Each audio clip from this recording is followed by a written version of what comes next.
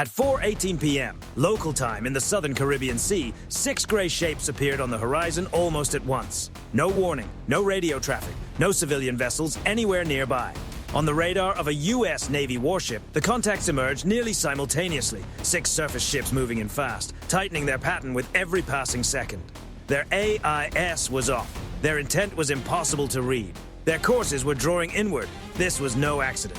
Warships do not slip into formation by chance. The sea itself looked calm, almost too calm. Slow swells moved under the hull as if the ocean had nothing to say.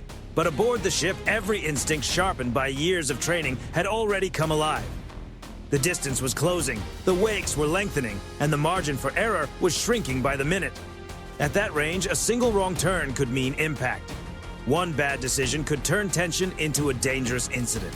And at sea, once that threshold is crossed, there is no easy way back. Inside the Combat Information Center, radar operators leaned in. Just moments earlier, the screen had been clear. Now it was changing fast.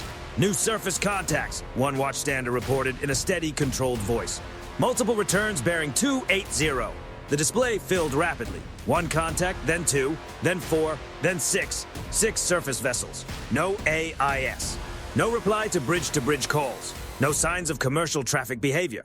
They were not scattered. They were not wandering. Their movement told a very different story. At first, the contacts were spread wide, nearly 30 nautical miles out. But their headings began to converge, slowly, deliberately. This was not fishing traffic. This was not chance. The U.S. Navy ship maintained course and speed, steady and professional, exactly as procedure demanded. On the bridge, binoculars came up. The dark shapes on the horizon sharpened into gray holes, low silhouettes, unmistakably military. The identification came back from CIC, 6 Venezuelan warships. Their closing speed was increasing. There was still time to communicate, time to clarify intent. That is how professional navies prevent dangerous misunderstandings at sea. The first radio call went out over open frequencies. Unidentified Venezuelan naval vessels. This is a United States Navy warship operating in international waters. State your intentions. Silence. A second call followed, this time in Spanish. Nothing. Inside CIC, the atmosphere remained disciplined but intensely focused. Every change in bearing was logged. Every increase in speed was marked to the second. Cameras turned automatically, locking onto the incoming ships. Electronic warfare systems quietly captured background emissions, building an invisible map of the other side's activity. Then all 6 contacts accelerated. Their speed climbed from the mid-teens to more than 20 knots within minutes. White wakes stretched longer behind them, bright against the dark blue sea. The formation drew tighter. They were no longer just separate marks on a radar display. They were moving as a coordinated group with purpose. Closest point of approach calculations updated in real time. 8 nautical miles, 6, 5. At that distance, every error carries weight. 1 mistake in helm command, 1 late reaction, 1 signal read the wrong way. Naval history is filled with incidents that began exactly like this. Not with missiles or gunfire, but with steel hulls closing the distance too quickly in open water. On board the U.S. ship, nobody shouted. Nobody panicked. This was exactly what the training was built for. The rules of engagement were reviewed in silence. Warn, record, show presence. Do not escalate unless forced. That was the posture. The ship's course never changed. Another radio call went out. This is a United States Navy warship. You are maneuvering in an unsafe manner. Alter course immediately. Again, no reply. By now, the Venezuelan ships were close enough for long-range optics to pick up details on deck. Crew movement, rotating antennas, bow guns uncovered but not manned. Enough to send a message, not enough to cross the line. Still, the distance kept closing. 4 nautical miles, 6 warships, 1 U.S. Navy ship, open water. No territorial boundary to blur the situation, no confusion about where this was unfolding. This was pressure, deliberate, coordinated, and impossible to ignore. Inside the Combat Information Center, 1 watch officer summed it up in a single quiet sentence. They're testing us. The real issue was not whether the U.S. ship could protect itself. It was designed for far more serious situations than this. The real issue was how far the other side intended to push, and whether they understood what happens when pressure meets discipline at sea.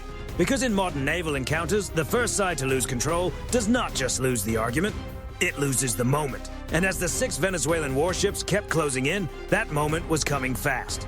At 4:23 p.m., the geometry on the radar tightened again. What began as 6 distant contacts had become a coordinated formation. 2 Venezuelan warships edged slightly ahead of the others, spreading outward. The remaining 4 shifted behind them, forming a shallow arc, an approach designed to squeeze space without making the move look overtly aggressive. Subtle, calculated, intentional. Inside CIC, the navigation plot updated in real time. Closest point of approach, 3.8 nautical miles. Time to CPA, 7 minutes. At that distance, international law still mattered, but physics mattered too. Steel does not negotiate. Momentum does not stop for diplomacy. The U.S. Navy ship held steady. No sharp turn, no increase in speed. That choice was deliberate. Turn too early, and it could be read as weakness. Turn too late, and it could look reckless. So the ship did exactly what it had been trained to do. Remain predictable, remain professional, and record everything. The bridge-to-bridge warnings continued. This is a United States Navy warship operating in international waters. Your current maneuvers are unsafe. No answer. Through long-range optics, the Venezuelan vessels were now unmistakable. Gray hulls low in the water, worn paint, older profiles but still armed. Forward-mounted guns visible on the bows, antennas turning steadily, sweeping across the spectrum. Then the electronic warfare team called out a change. New emissions detected. Low-power surface search radar. Not fire control radar, not yet, but active scanning all the same. That mattered. Watching passively is one thing. Actively tracking another warship is something else. It suggests intent to measure, monitor, and apply pressure with precision instead of noise. Every detail was logged, timestamps, frequencies, bearing lines, the kind of information that rarely makes headlines but often shapes what comes next. On deck, sailors could now see the wakes clearly, 6 bright lines of foam cutting toward them across the water. The ships were not rushing in at maximum speed. That was never the point. They were moving just fast enough to force a decision, 3 nautical miles. At that range, the margin for error narrows quickly. One unexpected turn from either side could trigger collision avoidance procedures. And the moment that happens, the story changes. The side that maneuvers first is often seen as the side that gave ground. The captain reviewed the posture once more. Rules of engagement unchanged, no weapons manned, no radars shifted to fire control mode, no threats beyond repeated safety warnings. But presence still matters. Then a quiet order moved through the ship. Prepare flight operations. Below deck, the Seahawk helicopter crew moved with practiced speed. Helmets on, checklists flowing smoothly, no rush, no hesitation. In that moment, the helicopter was not there as a weapon. It was a sensor platform, a camera in the sky, a signal that the ship was watching everything. At 4:26 p.m., the rotor blades came alive.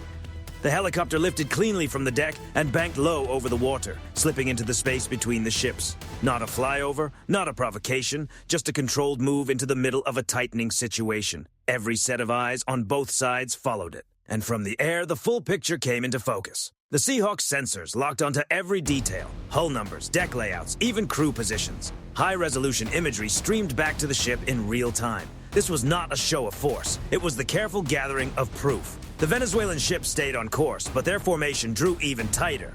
2 of them edged closer to the helicopter's orbit, not in a directly threatening way, but close enough to send a message. Inside CIC, another update came in. CPA was now below 3 nautical miles. That number carries weight. It is the point where routine contact begins to look like a serious close encounter.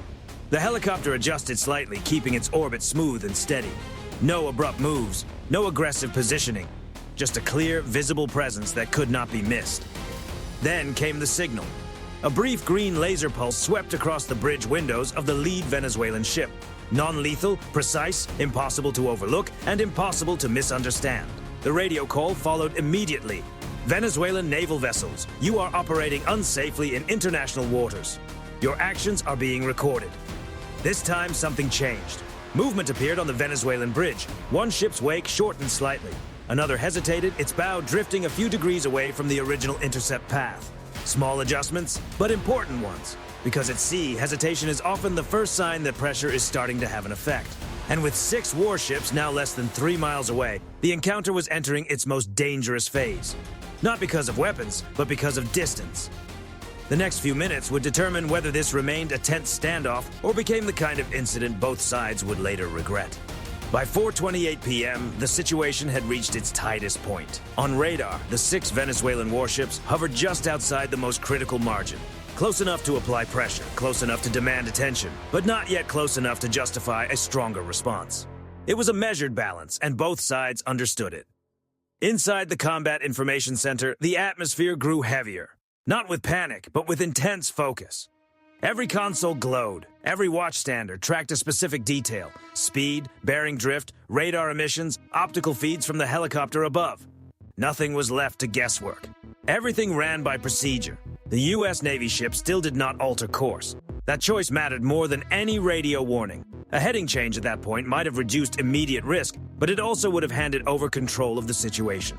In close naval encounters, being steady is its own form of strength. The ship's straight, unbroken path through the water delivered a simple message: we are not reacting because we do not have to. Above the surface, the Seahawk held its low orbit, just under 300 feet. From there, its sensors picked up details the deck could not fully see. Engine heat rising above normal cruising levels, movement near gun positions, subtle course corrections too slight to stand out on radar. This was not intimidation. This was documentation. On the Venezuelan ships, individual crew members were now easy to make out. Topside personnel wore helmets and life vests. Some watched the helicopter. Others kept their eyes on the U.S. destroyer, binoculars raised. No weapons were manned, but the sense of readiness was obvious. At 4:30 p.m., another signal appeared across the spectrum. Intermittent targeting radar, the electronic warfare officer reported. Low power, not fire control. That distinction mattered. Fire control radar would have crossed a serious threshold. It would have triggered immediate defensive measures. But this was different. This was probing, testing, measuring, looking for a reaction without fully committing. The U.S. Navy ship still did not answer in kind. Instead, everything was captured and logged. Frequency, pulse width, bearing, duration. Because in modern naval confrontations, data often matters longer than posturing ever does. The helicopter tightened its orbit slightly, positioning its cameras to frame the lead Venezuelan ship perfectly. The green laser flashed again, brief, exact, resting for a moment on the bridge wing before cutting out. Another radio call followed, calm and unmistakable. You are approaching a United States Navy warship at an unsafe distance. Alter course immediately. This time, the reply did not come over the radio. It came across the water. One Venezuelan ship reduced speed, not dramatically, but enough for its wake to shorten. Another shifted heading by a few degrees, breaking the symmetry of the formation. The arc that had been steadily compressing the space between them now showed its first crack. Inside CIC, the navigation plot updated. CPA stabilized, then began to widen slightly. That was the moment everyone noticed, not because the danger had disappeared, but because the pressure had started to move in the other direction. The U.S. Navy ship had not threatened, had not pursued, had not fired a shot, and had not even placed a weapon on visible display. Yet the formation ahead of it was starting to come apart. That is what restraint looks like when real capability stands behind it. At 4:33 p.m., the helicopter reported further changes. Multiple vessels reducing speed. Formation loosening. The Venezuelan ships were no longer moving like a single unit. Small gaps opened between the hulls. The precise shape of the approach began to soften into something less certain, less synchronized. Then, at last, the radio came alive. United States naval vessel, a measured voice said, calm and controlled. We are conducting routine patrol operations in proximity to Venezuelan waters. It was not an apology. It was not an admission. But it was communication. The reply from the U.S. ship came immediately and without extra wording. This is a United States Navy warship conducting lawful transit in international waters. Your unsafe maneuvers have been recorded. No argument, no escalation, just a clear statement of fact. The helicopter widened its orbit, keeping visual contact without moving closer. The laser stayed off. The point had already been made. By 4:36 p.m., the distance between the ships began to grow. Slowly at first, then clearly. The 6 warships that had approached together were now separating, their bows no longer aligned on a common intercept track. The moment had passed, not through noise, not through force, but through discipline. Because at sea, the side that holds its line the longest does more than avoid confrontation. It shapes the way the encounter ends. At 4:37 p.m., the change still was not dramatic. It rarely is. From the surface, the scene remained tense. 6 Venezuelan warships were still visible on the horizon. Their hulls still pointed generally toward the U.S. Navy ship. Their antennas continued to rotate. Their crews remained topside. But on radar, the reality had already shifted. The lead Venezuelan vessel reduced speed again, this time in a way no one could miss. Its wake shortened by nearly a third. Moments later, another ship did the same. Not enough to look like withdrawal, but enough to break the rhythm of the formation. Inside the Combat Information Center, the navigation plot showed the truth more clearly than any public statement ever could. CPA increasing. Time to CPA extending. Relative motion no longer converging. The six-ship arc that had compressed the space only minutes earlier was now beginning to stretch apart. And that mattered, because coordinated pressure works only as long as coordination holds. The Seahawk helicopter remained steady off the formation's flank, visible, controlled, unmistakable. No aggressive passes, no sudden drops, just constant presence, recorded and undeniable. From the helicopter's sensors, the shift was even clearer. Engine heat signatures dropped as throttles came back. Deck crews moved away from forward positions. One vessel made a slow, deliberate turn, just 5 degrees to starboard, but enough to reveal intent. This was not confusion, it was calculation. At 4:39 p.m., the Venezuelan radio transmitted again. United States naval vessel, we request you adjust your course to avoid misunderstanding. The wording was careful, neutral, diplomatic. Most importantly, it acknowledged the risk. The answer from the U.S. ship was brief and final. This is a United States Navy warship conducting lawful transit in international waters. We will maintain course. No threats, no counter-pressure, just fact. The silence that followed lasted longer this time. On the water, the result was immediate. The Venezuelan ships began to separate, not sharply, no sudden turns, no rapid departure, just a controlled divergence. One ship dropped back a length, another eased outward to port. The tight geometry dissolved into wider, looser spacing. At 4:41 p.m., the nearest Venezuelan vessel crossed a threshold few observers would notice, but every navigator understands well. 5 nautical miles. That distance matters. It is where an encounter stops looking like a dangerous close approach and starts returning to observation. Inside CIC, the posture shifted quietly. No one relaxed. No one celebrated. Professionalism does not surge with relief. It simply settles back into routine. Its mission was never to pursue. It was there to confirm, and by then, the picture was unmistakable. The pressure phase had ended. The Venezuelan formation kept drifting apart, each ship now maneuvering on its own. Their bows were no longer pointed toward the U.S. Navy ship, their wakes angled outward instead of closing in. At 4:44 p.m., the electronic warfare team reported another shift. Emissions decreasing. Radar activity dropped back to passive levels. The probing sweeps were gone. The intermittent targeting signals stopped. The message had been sent, and just as clearly it had been received. This was not a showy display. It was not forced for the sake of appearance. It was something quieter, more controlled, and far more deliberate. The U.S. Navy ship had not fired. It had not trained its guns. It had not broken course. And still, 6 warships that had pushed in fast were now peeling away one by one, without a single shouted command across the water. By 4:47 p.m., the distance had opened to 8 nautical miles. The Seahawk turned back toward the ship and settled smoothly onto the flight deck. The rotors slowed. The sensors powered down. The data was already secured. Every maneuver, every signal, every second preserved. What happened out there would never look dramatic in a headline. There were no blasts, no warning shots, no flames on the horizon, but in naval terms, it was a decisive moment. Because the encounter did not end when the ships separated. It ended when one side understood that pushing any farther would cost more than it could possibly gain. And that understanding had already taken hold, quietly, completely, and for good. By 4:50 p.m., the sea had started to look normal again. The 6 Venezuelan warships were still visible in the distance, but they were no longer shaping the situation. Their courses had diverged. Their speeds had leveled out. Their formation had dissolved into ordinary patrol spacing. Whatever message they meant to send had already been answered. On the U.S. Navy ship, the crew shifted back to routine watchstanding. No speeches, no applause, no visible sense of victory. Because this had never been about winning a dramatic confrontation in the moment.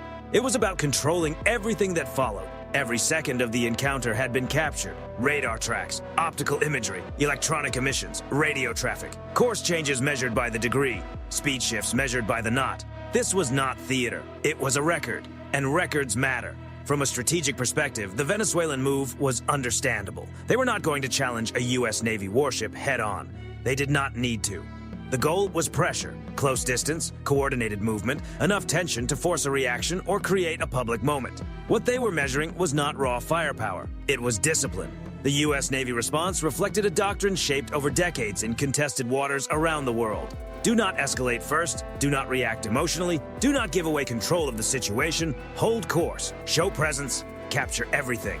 And it worked. Because once the encounter was over, the imbalance became obvious. Venezuela gained a brief moment of visibility. The United States gained something far more useful: insight. How quickly the ships coordinated, which vessel functioned as the real leader, how emissions changed under pressure, at what distance hesitation first appeared. Those details do not vanish when the ships separate. They are studied, compared, archived, and used to shape what happens next.